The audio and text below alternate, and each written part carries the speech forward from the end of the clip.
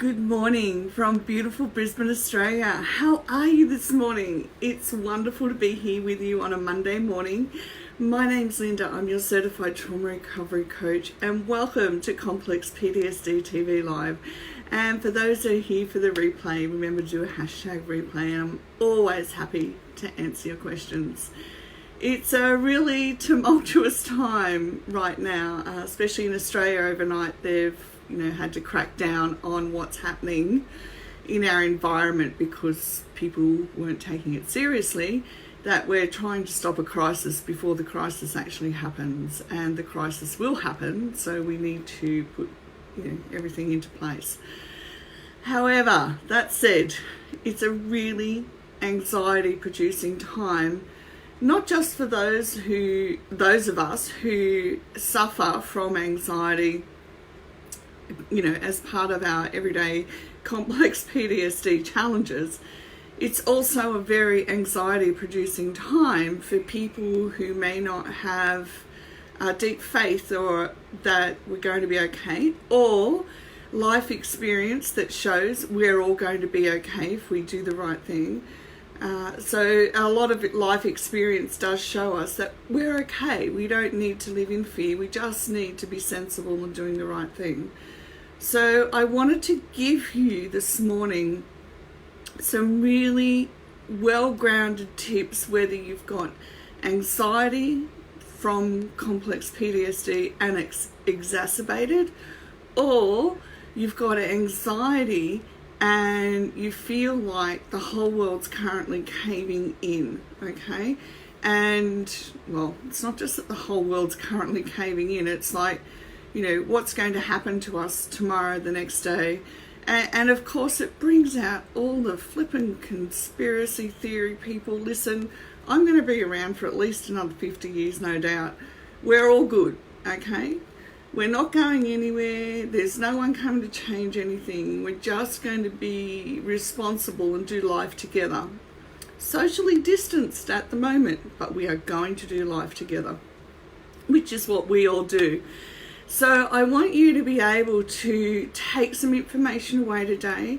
There will be a blog post later with even more information, and I will post that down below for you. So my eyes are itchy because my doctor who does my acupuncture is currently in shutdown because they travelled overseas before any of this happened. So I'm waiting to have acupuncture to stop the scratch. But we will get there.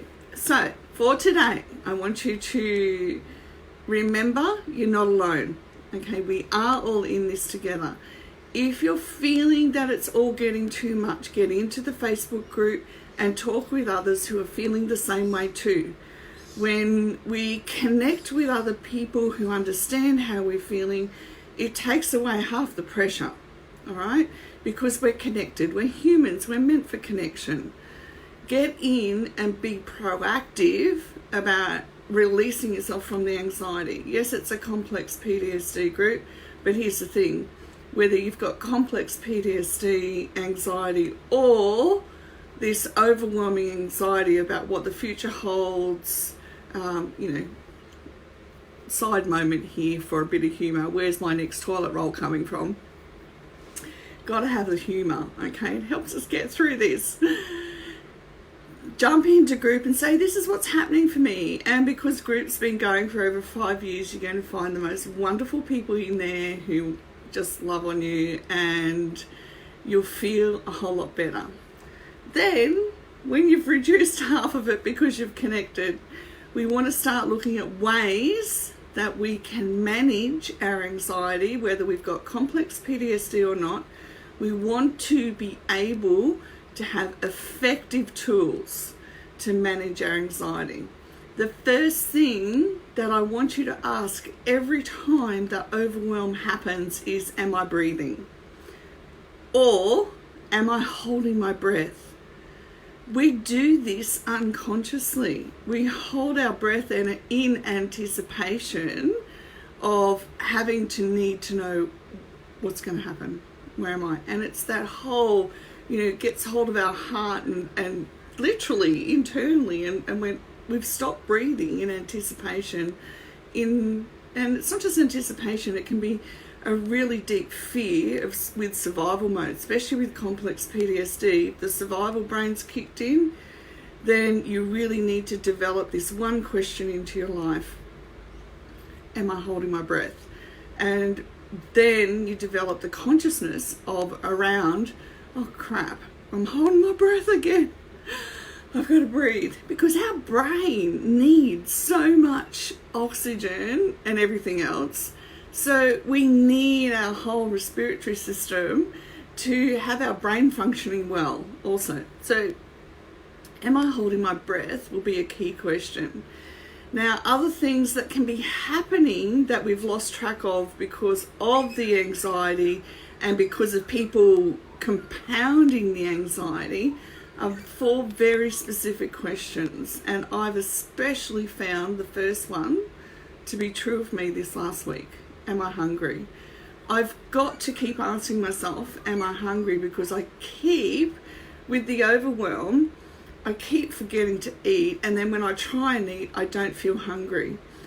And that's when we know we're triggered. For me, it means I have to get up and either do gym or some trauma-informed movement to help get the brain and get the oxygen and get everything happening and back on board. But if you're finding that around hungry that it's hard to eat, it's best to try and eat or have a drink of something that is sustaining. So, get a nice smoothie happening that makes, at least feels good going down. And that way you're addressing that side of it. Ask yourself the question, do I feel angry? You're allowed to feel angry, all right? It's disrupted our whole life as we know it. But here's what we want to do. If I'm angry, definitely start asking, am I holding my breath? But if I'm angry, then I want to sit down and I want to process it. Why am I angry? How can I manage my anger? What's my one next step? Now, anger, it can be a catch-22 because we can go, oh, I'm not angry. I've said that same thing. I'm not angry. No. Because I don't feel angry as Linda the person, but my whole neurological response has gone into survival mode and I'm flipping ticked off, okay? So we've got to learn how to manage that and balance it and be honest. And yeah, I'm angry that these people, went swimming and surfing and gathering on Bondi Beach. And now the government's gone, right, well, you can't follow rules, so, here we go, putting our foot down. I'm like, man, if we'd all just followed the rules. Anyhow, that's another chat show about Aussies and being laid back, and she'll be right, mate. Well, she'll be right, mate, if we follow the rules, okay? Our next question is, am I lonely? And never more, appropriate time to ask this question. Am I lonely? All right. You're allowed to feel that you're lonely. Now, the reason why it's hard with complex PTSD to say I'm lonely is because we spent so much of our childhood alone and lonely. Like there was not connection, especially with abandonment wound. My goodness. It's like, no, I have to live in the land of denial that I'm lonely in order to survive what's happening. No, we're adults now. We're allowed to admit that I'm lonely, and then I'm going to want to look at the things that I can do to change that up, all right? But first we've got to admit that we're lonely and sit down and do some journaling around it. Oftentimes, now that often doesn't mean all right? Oftentimes I've found that if there's loneliness happening in this equation, in the triggered sense, it's because I haven't been reaching out to my connections like I needed to, or there's a trigger coming up from the past. And both things can be managed, all right? So we learn how to manage them and then we get back our happy smiles again, okay? We can do this. A big thing is, am I tired? Especially around anxiety. Now, I have to tell you, for everyone who doesn't have complex PTSD and you're here for the anxiety, you're about to discover how tired anxiety makes you. It is. We're wired, scoping out everything. What do I need to do? What's going to happen? and that's flipping tiring on the system. So if you get tired, that's why. But we can do things to address when we are tired. So we want to do some self-care. All right, we want to know that I've eaten. I want to know that I've done everything I can do today, because that makes us feel fulfilled. Right, I've got everything done that I need to do.